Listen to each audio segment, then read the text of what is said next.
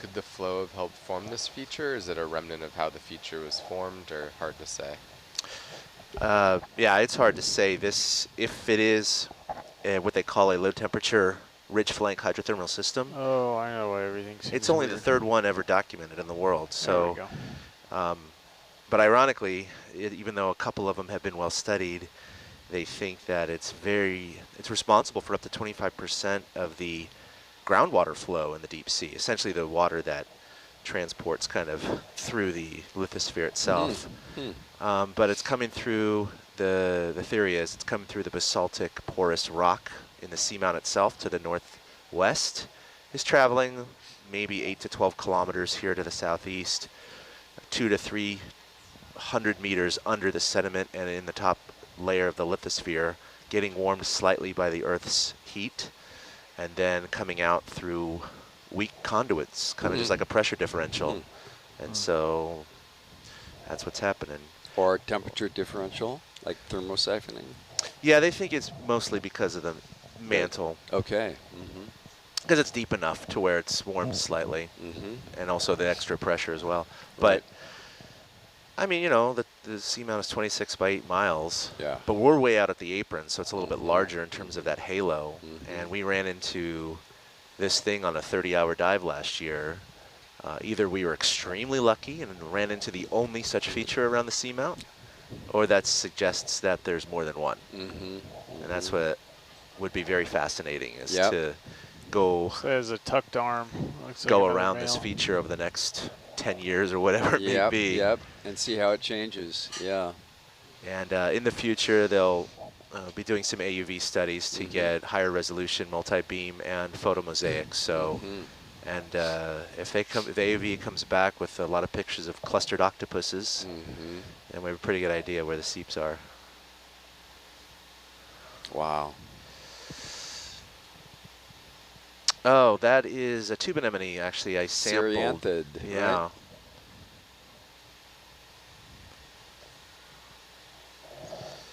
right? We sampled that last year.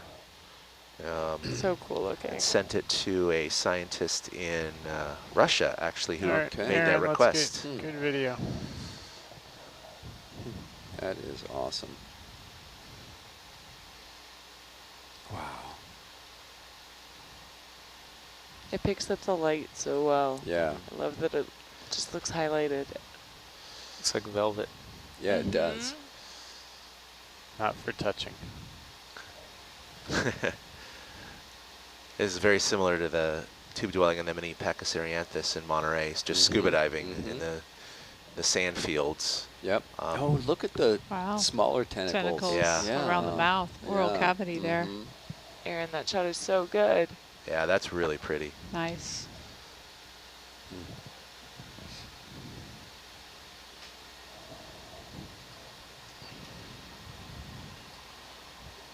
One Aaron, more time, what is the name I've of turned off this? the lasers, so if you want to... I don't know the genus on this one. Okay. Is that the mouth that's out? Yeah, That well, is, yeah. You starting to move back that way? Looks like it. It reminds me of an artichoke heart. Yeah, right. All right, Aaron, we're going to shift Beautiful. over to coral. Cool. Polyps. Coral. So I wonder if those Beautiful. oral tentacles are unique to Serianthids. I mean, I don't see those like in intertidal anemones. Yeah, I don't know if that's a diagnostic or like a specific of What did we learn that about group. anemones recently? Tube anemones usually have two rows of Two rows of the tentacles. Okay. Yeah. tentacles. The inner and the outer, yeah. Yeah, and the outer are longer. Yep.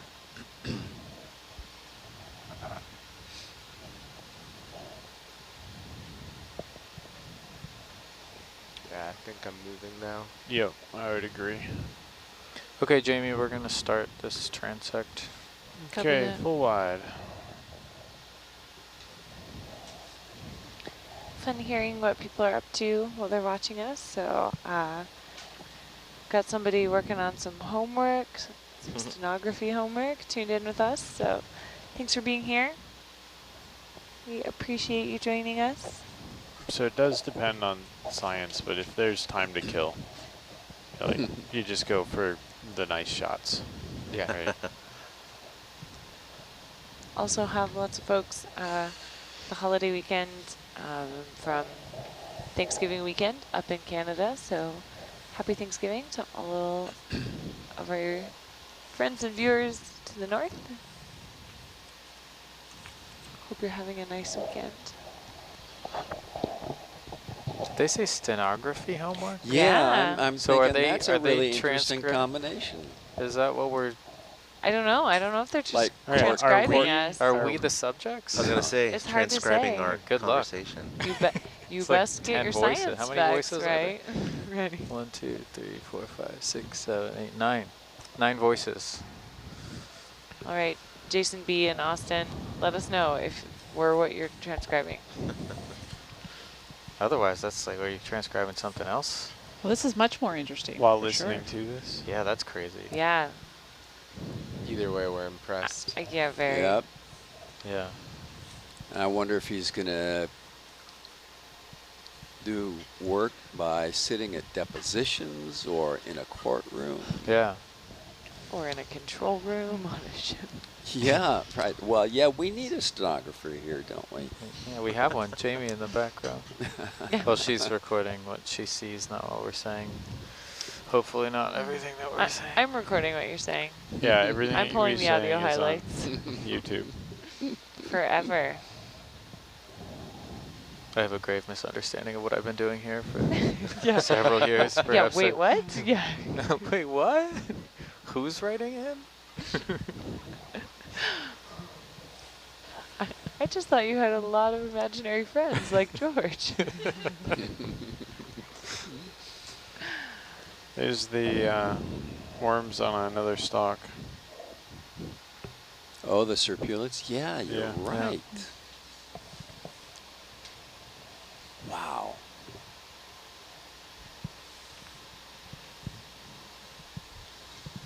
Aaron pushing. Quite the collection of sea stars up above, too. Yeah, what is with that? Cycle of life. Very nice. Hmm.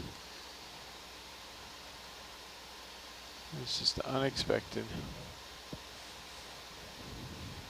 So I wish Amanda was up because so there Megan, you wanted the sea stars? there are like those Yeah, I love it. serpulids make calcareous tubes. Full wide. Yeah, there's How do they whole do bunch that of at them this right there. depth?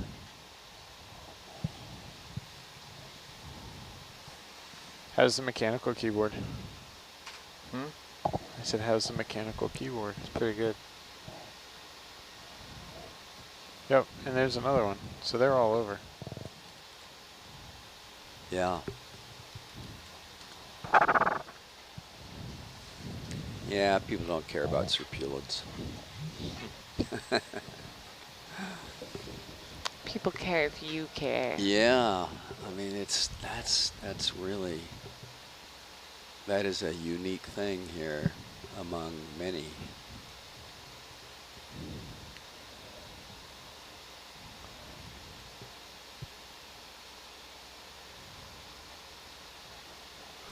Oh, man. It would be really fun to like hike around on this knoll. Wouldn't it? You know, there seem to be lots of cool little outcrops and cliff drop-offs. Mm-hmm. Can we get a zoom on that octopus in that Sure. cave right to the right of the lasers? Mm-hmm.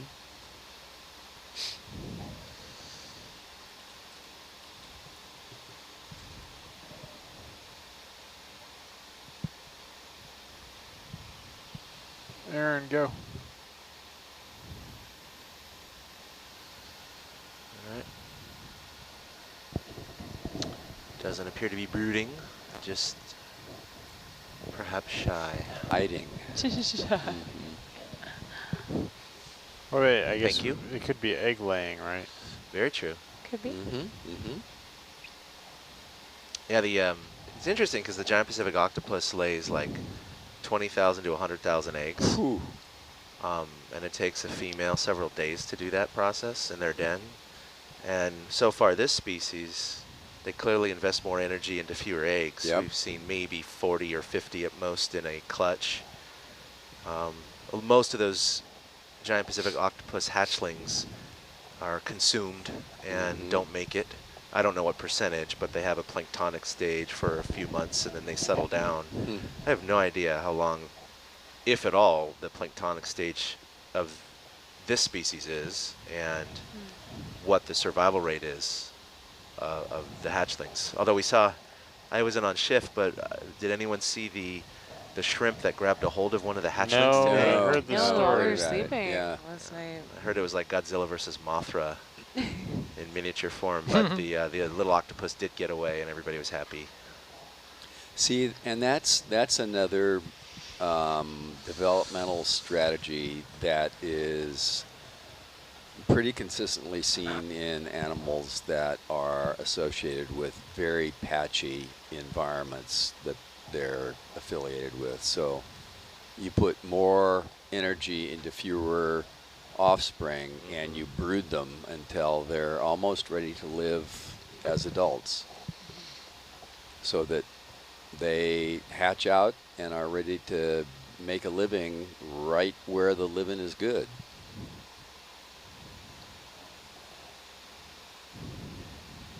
Right, instead of floating around for a bit. Yep.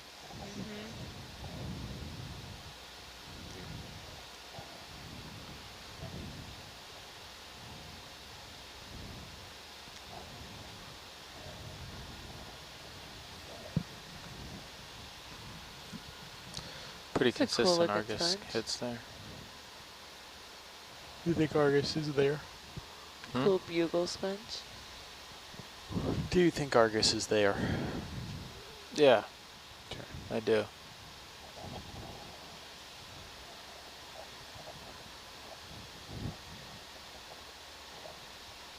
This is all looking pretty good, actually. Anticipating having about 12 more hours in this dive. Currently if you on deck time trend, is about yeah, 12:30 towards the port. with They about covered 3 this hours ground right up here. from the seafloor. Sure. So if we try to trend towards the center, and then we'll come over and cover the rest of it. Okay. So we're just filling in where somebody else messed up. Well, they started in the center. That's what I would say if I was them. Can't get anything past you.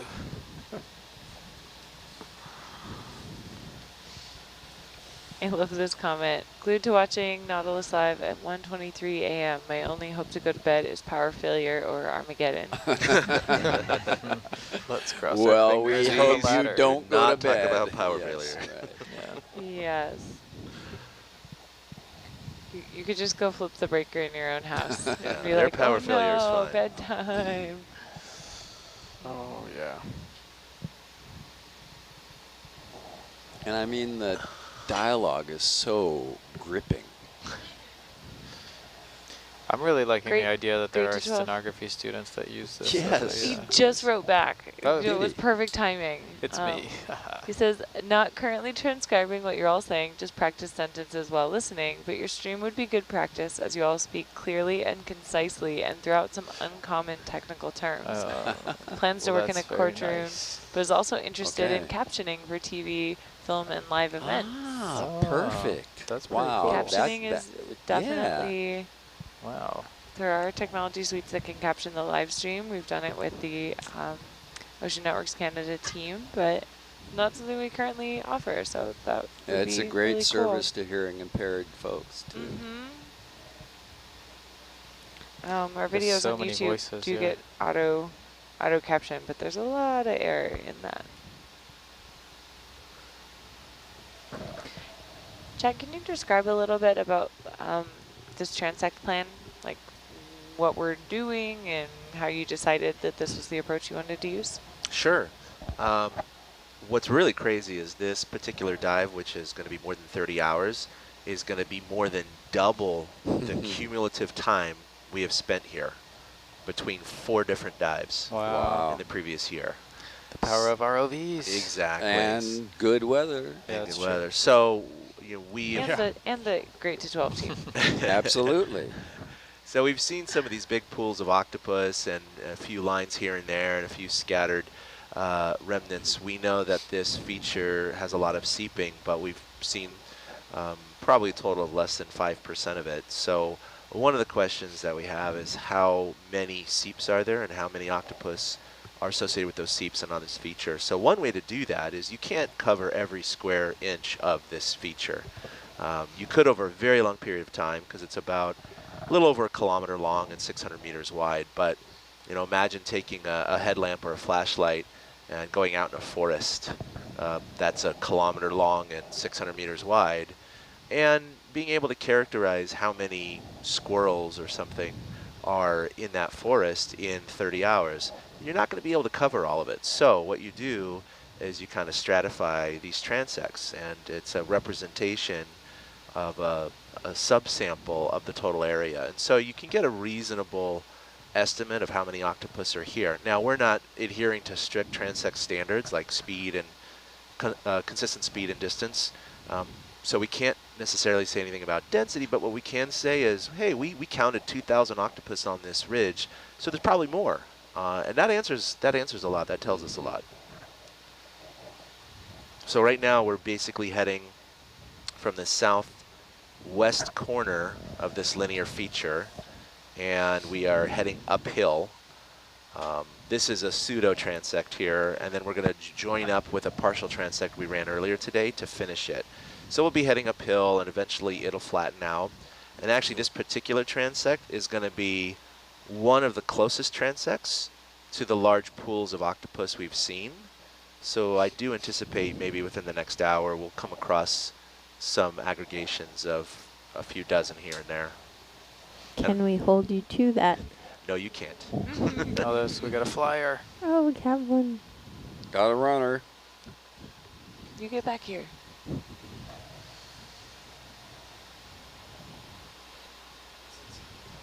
Yeah.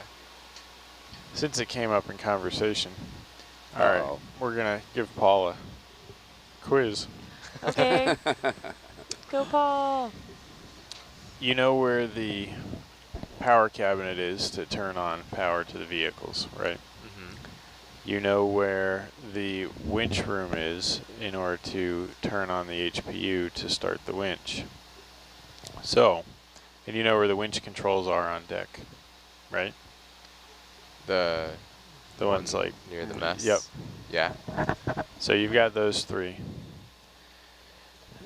If these screens go black, and most of those, and the UPSs in here start beeping, what would be your first thing? I would ask you what the UPSs are. So it's uninterrupted power supply, so it's just batteries. So basically, most all of the computers in here are on UPSs. Even the displays are, yeah. Yeah, and so are the displays.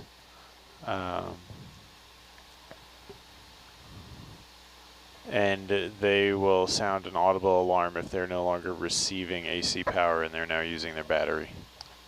So that means ship power has gone off, and Correct. we would do well, if the ship power doesn't come back on, we would come up off the surface. Oh, we can't. Oh, we we can't. can't do anything, right? We can't. So where we go is to. Could we call the winch. ship to move? Oh, okay.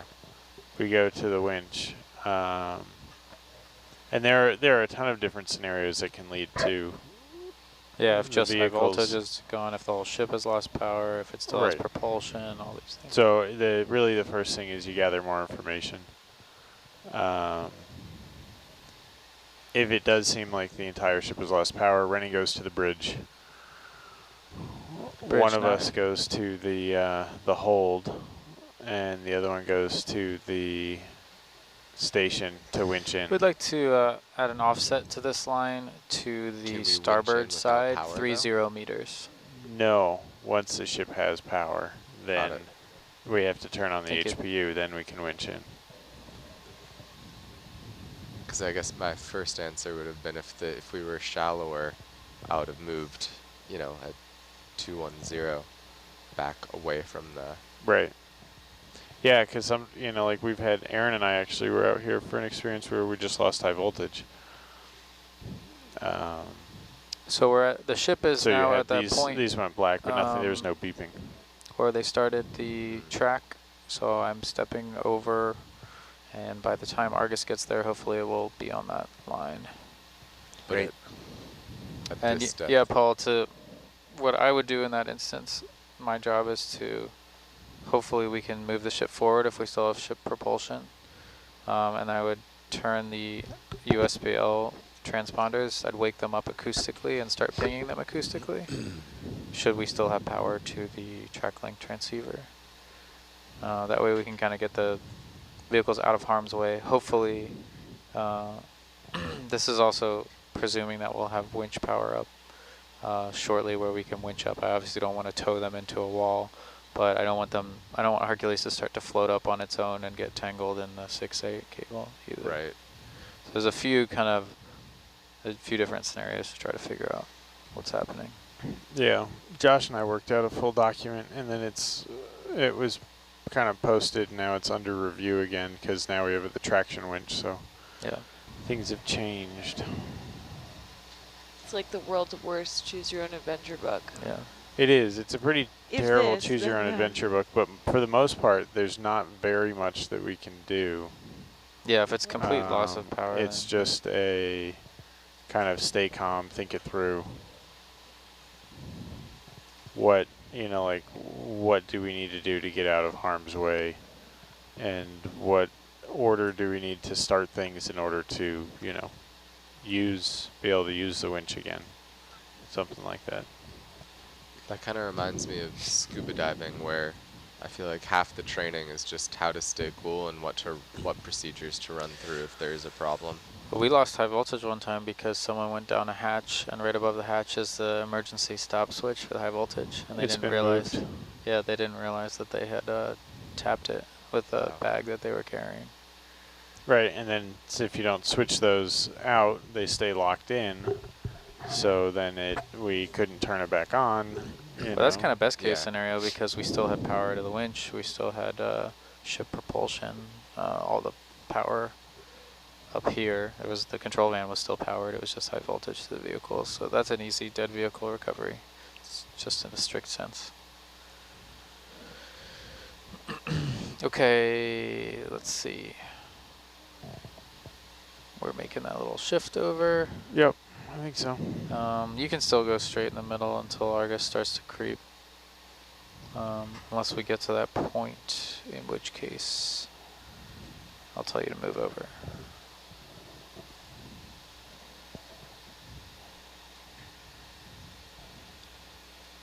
So it looks like in high forces it has a little bit less control over that ease into the offset, which is good to note.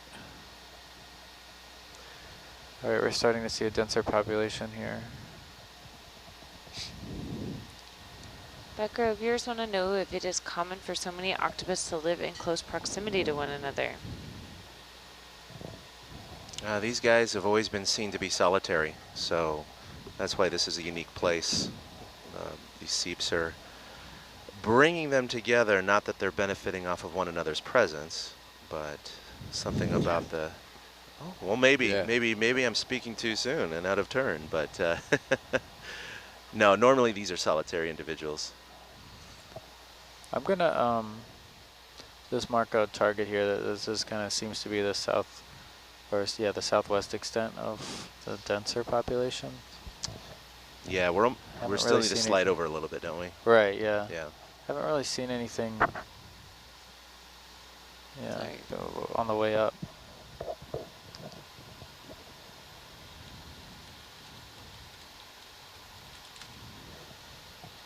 Greg, could you talk a little bit about the fiber optics? People want to know how we are transmitting information this far down to the robots.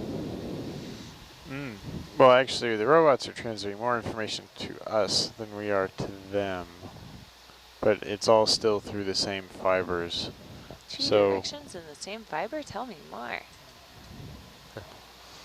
we have, I think there's 6 fibers in the cable. but we're only using 2 of those fibers. One is going to Argus and one is going to Hercules. And then in the tether between Argus and Hercules, we have 3 fibers and we're only using 1 of them. Basically we have some, we call them prisms. It's the company, but we're taking all of the data and basically packing it up into nice little packets, converting it into fiber optic light and transmitting it up all the way into the van, actually to rack 1, which Megan is right next to you. And then we have a prism actually for Hercules, and then a focal is what we're using now for Argus. And so then we How is that? Is it just a different unpack brand? everything. Different brand, yeah. Okay. Newer technology.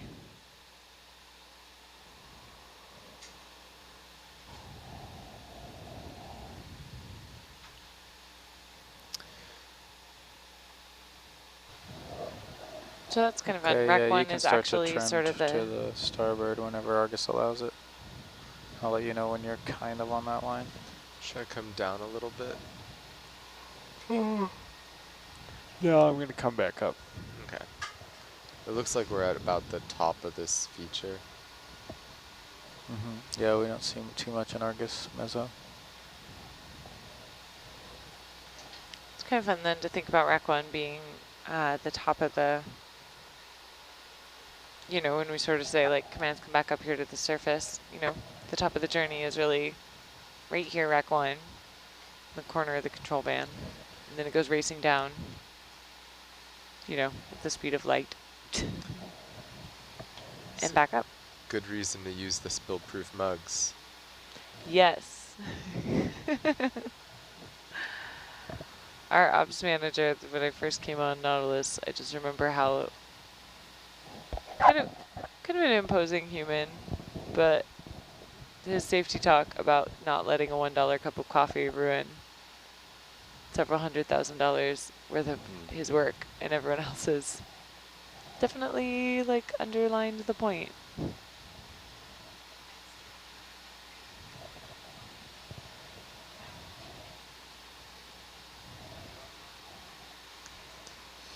Yeah, just about on that line. No.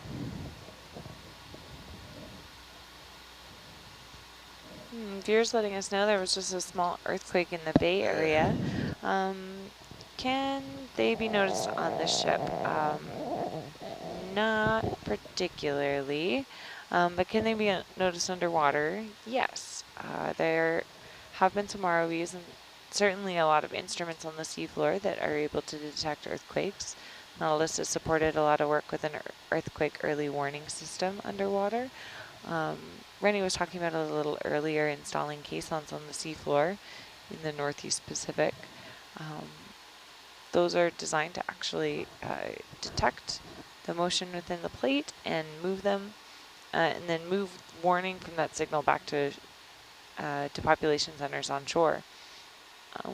ROV Hercules was not on the seafloor, but only within about a day of installing one of those caisson monitoring systems, there was an earthquake out on the Montefuga ridge, and it was picked up by the caisson that we had just installed, which was pretty neat to know how quickly a piece of instrumentation turned into part of a safety system for the whole West Coast. Yeah, it looks like we'll have some octopus up ahead sliding a little right. Yeah, amazing. You can just start to see them. Earthquakes can trigger, you know, landslides underwater, sloughing, slumping. I don't know of any ROV footage of that happening in real time with an ROV happen to be there, but possible.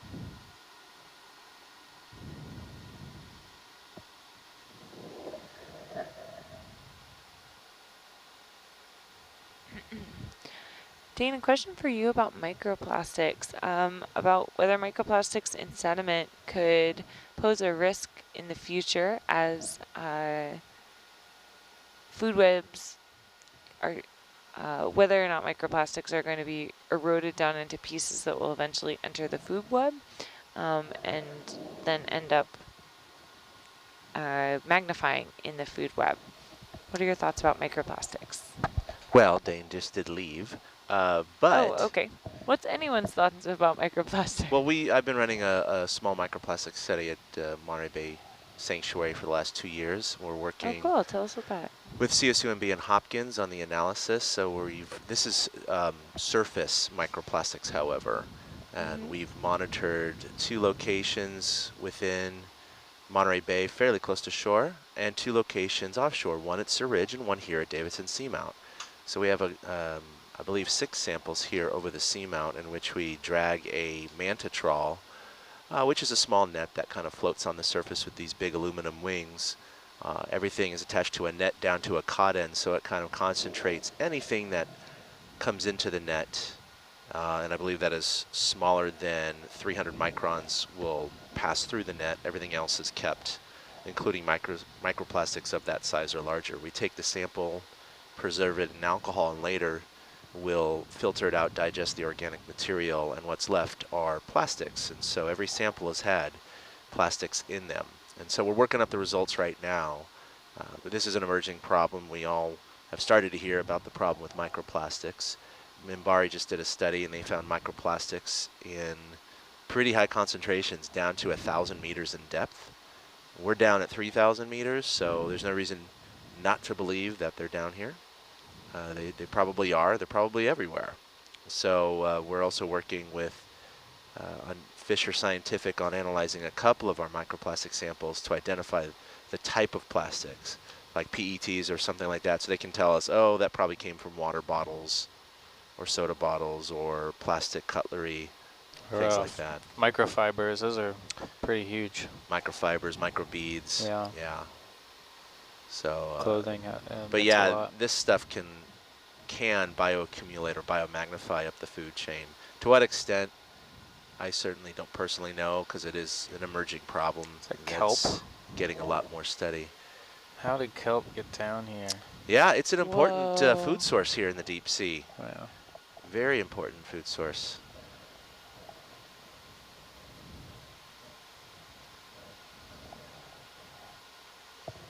That is like the textbook cover for carbon sink. Yeah.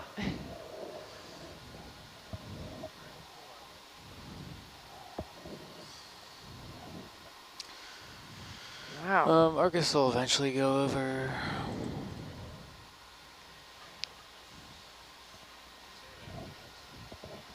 Well, I know it will. It's just we did that with the ship. I think because of the strong wind off to coming from the northeast, our 30-meter offset kind of shimmied us. Chad, you work on so many different projects as part of your job. I got the question from an educator the other day. You teach high school students and community college students, and they're wondering, what, for students who really care about the ocean, what do you think some of the best ways to volunteer or the efforts to get involved with to help protect the ocean? And it was such a big question. I wasn't totally sure how to answer it, but I'm interested to know what your thoughts would be. Oh, that's a huge question. And speaking of huge, it looks like we're starting to come across some. And this is our octopus garden from Dive 1. This is starting to be the edge of it. The edge of it. Oh, so cool. we may or may not have covered this exact spot, though, correct? This might still be. Yeah, just not part on the chart of the transect, quote unquote, but this looks pretty close to where all our observations were. Yeah, okay, I see there. It might be slightly downslope of us. Right, and this transect went right through it. That's okay. Good. Well, first I would say it certainly depends on where you live. If you live in the middle of the country, you can certainly impact the oceans in terms of what you do as a consumer and citizen of this planet. It might be a little hard to volunteer to help clean up a beach or something like that. But being close to the coast, yeah, I'd say that's the biggest thing, is get involved in a lot of volunteer work. And also as you get older, besides doing well in school, but particularly in high school and as you start college, look for those internships and those programs that expose you to marine research, going out on a boat, learning how to scuba dive, volunteering at a local aquarium, being a part of a local dive club.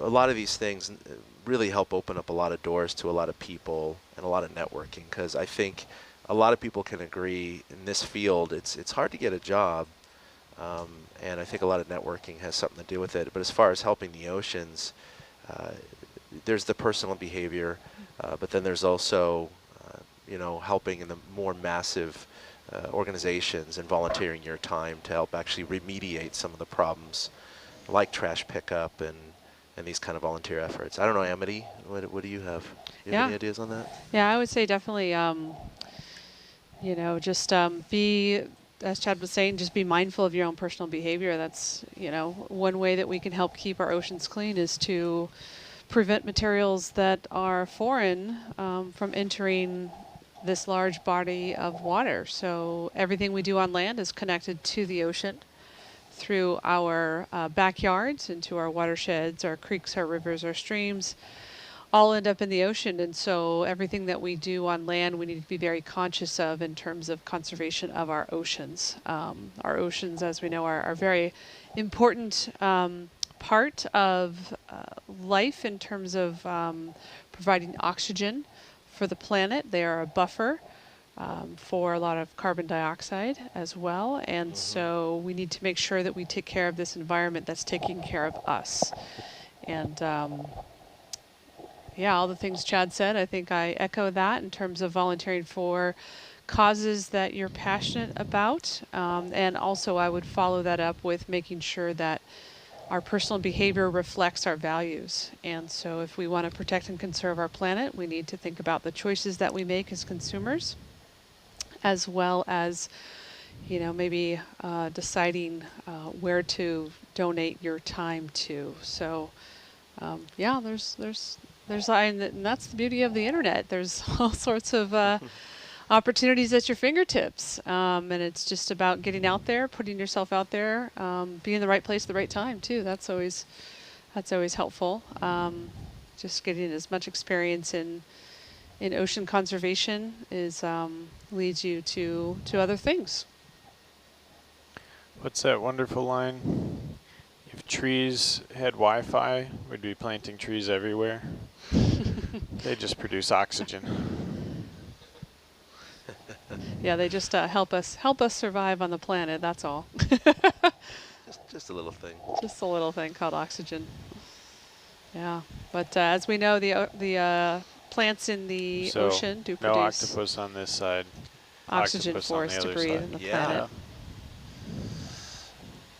And rock in the middle.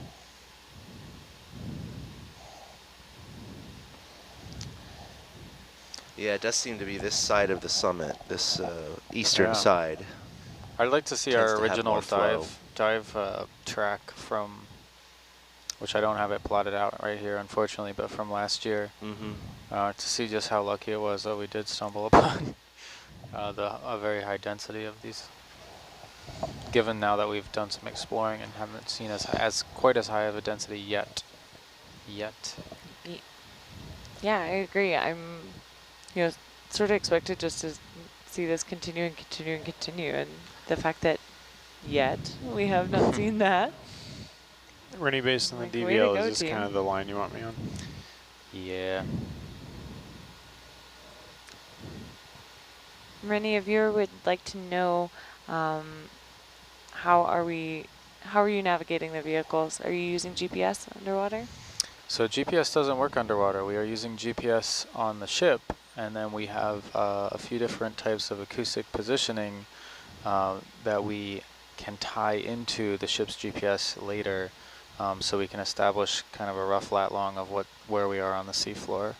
The one that you'll hear us talking about is USBL. It's ultra short baseline acoustic positioning. So In this instance, because we're tethered to the ship, we can send a electrical signal down to the vehicles to tell us that we would like to hear from them. So then they send an acoustic pulse from the beacons that are installed on both vehicles at different times. They send an acoustic pulse just out.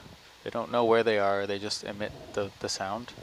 And there is a transceiver in the hull of the ship with 3 transducers right next to each other.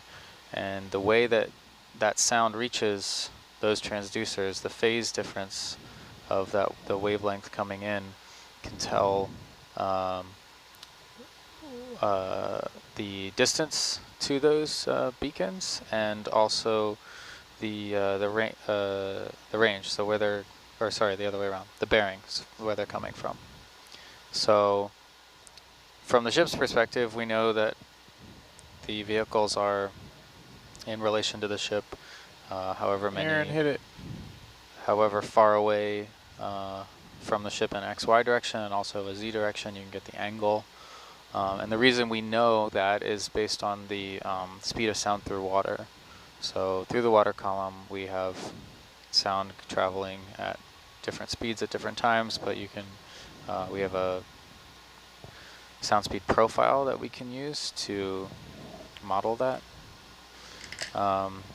So we have a distance, an orientation of the vehicles to the ship, and then we can tie in that to the ship's GPS. It's very much like Marco Polo. Yeah. It used to be exactly like Marco Polo. See those small crustaceans, those golden brown? Golden brown. Yeah. Yeah. What I are don't know they? what those are. I think they're little picnogonids. Are they? I think actually they might be small crabs Yeah. based on other samples we've collected that look similar.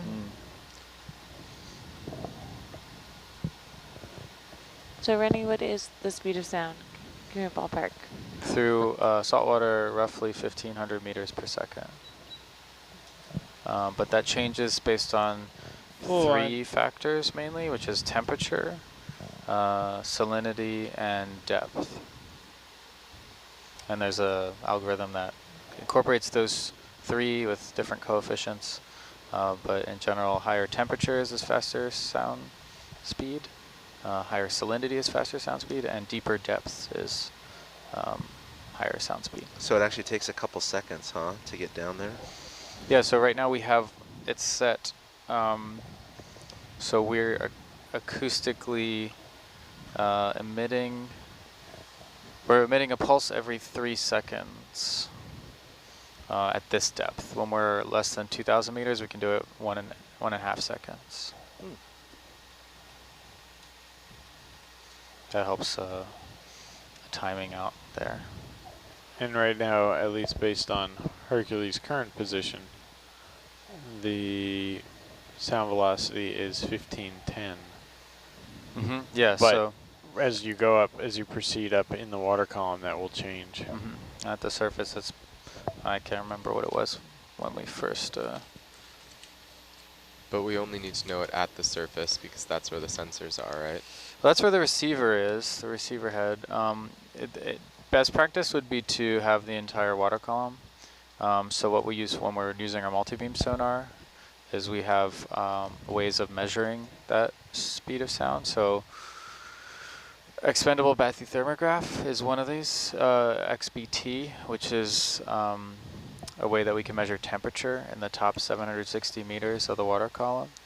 It's like launching a rocket straight down. Yeah. With copper wires attached to it. Right, and it tells us temperature. There's a speed that it should be going at, which tells us the depth. There's a launch gun included. And then we use a model for salinity. Another thing we have is a underway CTD, conductivity temperature depth, so that actually does have salinity measured on it, and also a depth sensor. And we have a very expensive full water depth CTD on Hercules. So if we were to be mapping right after this, we can use our full water depth sound velocity profile from the Herc ascent information from the Aaron, CTD. push in. Cool. There's also Pepsi can. Pepsi. Pepsi. There you go. Wow. That is an old one. The choice of the last generation. Speaking of, yeah, personal choices. Full on. Yeah. Don't do that. Drink Pepsi. I didn't Be say more of that. a Coke person. I meant more throw cans overboard or. I'm gonna see if I can figure out what vintage Well, let's that see. How far from shore are we right now? 50 miles or so. Oh, okay. All I right, was thinking about so what the Marpole rules used to be for metal. take the can, and then it might be okay. So, Might have been within regulation. so Chad, if we don't pass over any of the dense octopus pools during the transect, will you want to run some mini transects over the dense areas for counting purposes before we I was end? just running that through my mind because I did expect us to hit a couple more large pools, and we just haven't. We have great video from several cruises of the higher densely populated areas, but no regulated kind of passovers.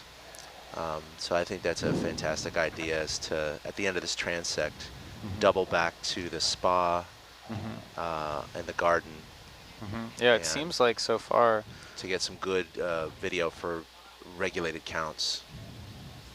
pretty much where all the targets are here. Yeah, wide angle shots and everything, because a lot of the video we have is swinging around. It's going to be hard for an observer or a counter to ensure that they're not double counting. Yeah, and we can make sure we drop good targets there about the start and end of those shorter surveys. That way we'll know. Oh, what is that facing downwards? Yeah. The fish. Oh, it's a fish. I thought it was an octopus facing downwards. I was very confused. So we just passed the area where there's the not funny, Greg. The vent, the vertical vent. Right.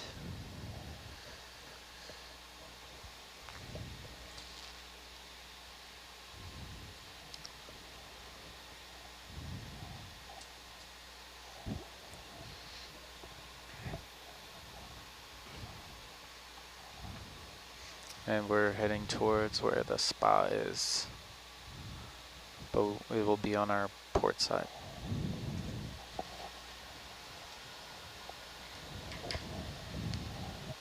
So Paul, looks like if viewers have been reading your bio, question for you. As an engineer working on robotics with NASA, what new techniques or experiences from Nautilus do you think you will use into your, in your studies or in your design for space science, or vice versa? And I guess what are the parallels you're seeing? Great question. So I think there are a lot of parallels between deep ocean and outer space. One of the really interesting things about the ocean is that it's even more kind of corrosive, challenging. You get biofouling. So it's harder to make designs and systems that last for a long time underwater. But on the flip side, you get to potentially, pull them out of water and work on them, repair your systems. That's not so true for deep space. Once you send it out, it kind of needs to work until the mission's done. But the, changes in pressure, having to have, challenges with communication and power, I think there's a lot of parallels there. Pushing. On top of that, one of the things that, so NASA's a large agency. We have the other brand now too. Diet Coke. Diet Coke. We got the Full on. we got the soda wars here. The other one's a 1970s design. I've got the logo pulled up here, so. Doing some research over there. Mm-hmm. So NASA is split between, they have, both human and robotic exploration. So speaking just towards the robotic side, it's actually a very similar process as what we're doing right now. You have these remotely operated vehicles, you send commands.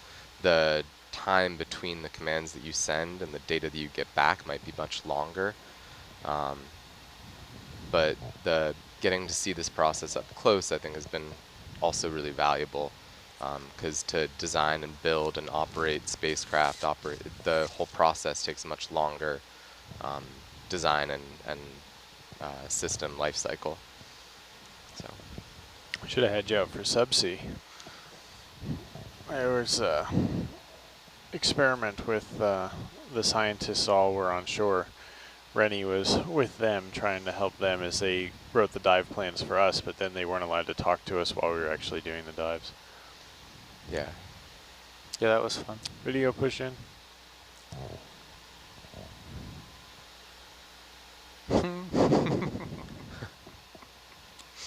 That was what we saw earlier.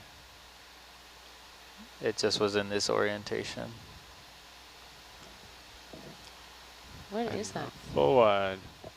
One other thing I'll add from Oh, my yeah, own please keep going. from my own design perspective, one of the processes that we do in the lab that I intern at JPL is we make a lot of rapid prototypes. So we use very low-cost manufacturing techniques, relatively, like 3D printing. We'll machine our own kind of initial prototypes, and we'll start to test concepts out in the field. So it's not always easy to get things to work in the lab, but that's kind of the first step. But oftentimes you can spend too long in the lab kind of trying to refine something, but if you'd actually brought it out into the field, you would realize that you were missing a really important piece that doesn't reveal itself until you go to do something very practical. So this iterative process of design, then test in the field, and then you make some design refinements, and then you try to test further in the field or in a more challenging environment, leads to, I think, better final designs in a shorter period of time, too. Summary, Paul likes field work. Yes. We've been going a bit slower in this direction. Yep. But we will still be there. The ship will still be there. I think we'll all make it there by the end of the watch. That's one of the things that I think sets Nautilus apart, though, when I describe it to people from kind of the technology side, is because we have, you know, a dozen plus expeditions within an expedition season. The stakes are, you know, not that this isn't expensive work, not that to say that we aren't Video, let's push in. really spending a lot of detailed time in the planning of these expeditions, but just simply by the fact that we have so many and we have the opportunity to own and operate our own ship and make some of those decisions about what happens out here, it puts us in a much better position to prototype and to test new sensors and test new technology than you know, maybe some of the kind of more traditional mechanisms like the academic fleet, where you may be waiting years for your one cruise, and the stakes are really high for your own lab and your own graduate students about hoping you find what you're anticipating to find and hoping your tools work the way you hope they will. So we do get to try out new things more often out here. And one of the things we did get to try out was from NASA JPL last year, Yes. the rock gripper at Spencer. Spencer. Oh, you know Spencer? Yeah. Yeah, Spencer Bacchus. Bacchus, yeah, that he developed Full wide. at JPL for an ROV to grab onto a surface. I think the main aim was for a vertical surface, if you had a vertical wall, to be able to hold on to it. So Yeah, you could flat surface that you could drill potentially into. drill, yeah. And so he was working on the first step, which was the gripping part, and then whether or not a drill would be incorporated into that or separate was a different question. But the gripper itself was really really had a lot of work and hours to go into it. And then, you know, anytime any of us threw a question at him, hey, why don't the actual, you know, tips look like this? He had a reason, a slide, a paper, everything that talked about why this was a better design, and even a trial about whether or not a different style would work. And then, you know, being true to what Paul just said, is actually taking that out into the field and testing it out and seeing if those bench tests can be applicable when out in the field. Well, I can actually add a little bit more detail. The gripper that came out on the Nautilus was adapted from a previous version that was meant for space. And There's a bunch of things up ahead. Okay, here we go. Oh, yeah. This is the We're towards the spa area, so I Okay. think this is the spa, if I'm not This is the mistaken. spa. Chad, we Yeah, can. where? I'll take a look. Here we are on high pack. If you. Oh, there we Yeah, are. so we're right and here. there's our Okay. T-handle. We're, Actually, can we go ahead and let's just buzz over this with that, you know, kind of doing a transect level, just Yeah. getting all of the octopus in as we fly over straight. Let's go ahead and knock this out here. Do you want me to come down a little bit if you're going to Because I think I'm coming right to here, so I think we're okay. be? Okay. Chad, how are we on altitude? That is good. Yeah, we can wow, yeah, you can see the T-handle out there. That's pretty cool. easily count those guys. Okay. Mark transect, or mark transect, start.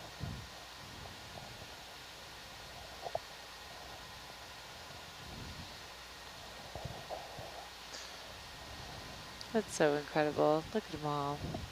Looks like a river.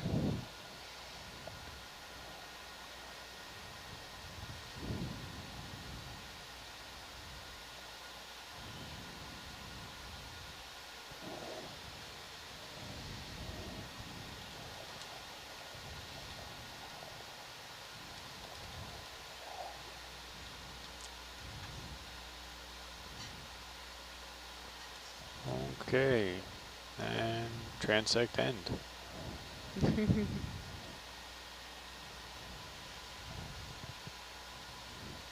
Those are grabbed. Wow.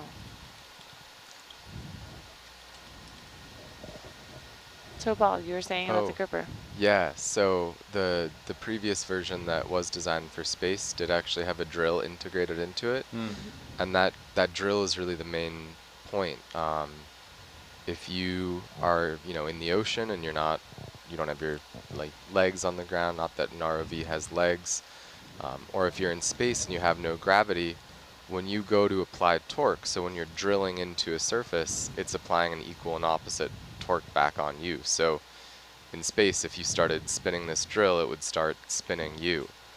So the real reason for these microspines, this temporary anchoring surface, is to react that torque while you're drilling and installing a deeper, a stronger anchor.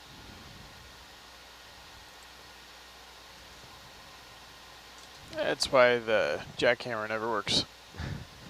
Although I think they've insisted on trying it 3 times now. Well, they need a microspine. Slide right. Could you slide right a little bit? I don't know if it's possible, but I just see I see maybe him. a dozen or so in a line. Could be another swale or area of pooling. That's back towards our transect line. Yep. Oh, and there's one up in the Yeah. water column there. Parachuting in. Paratrooper. Mary Poppins.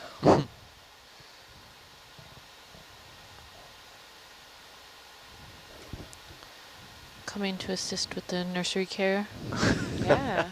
It's a Perhaps some more nefarious Yeah. purposes. Looks like it's a male based It's on. curled Yeah. up again. Yeah.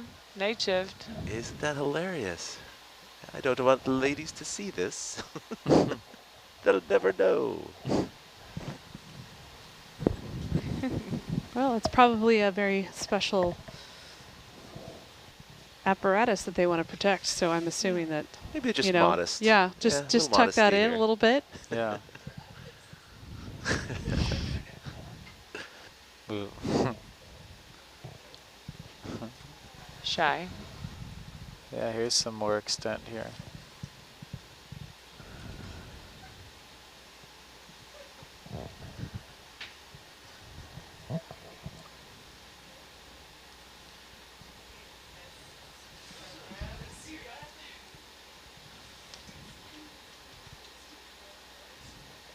All right, yeah, let's come down. I think I'm going to come down a little bit. Cool.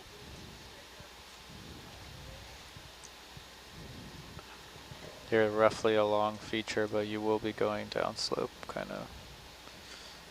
It's pretty remarkable that this map has held up so well, even at this depth.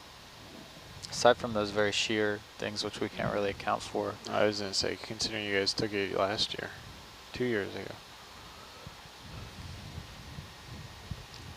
Why?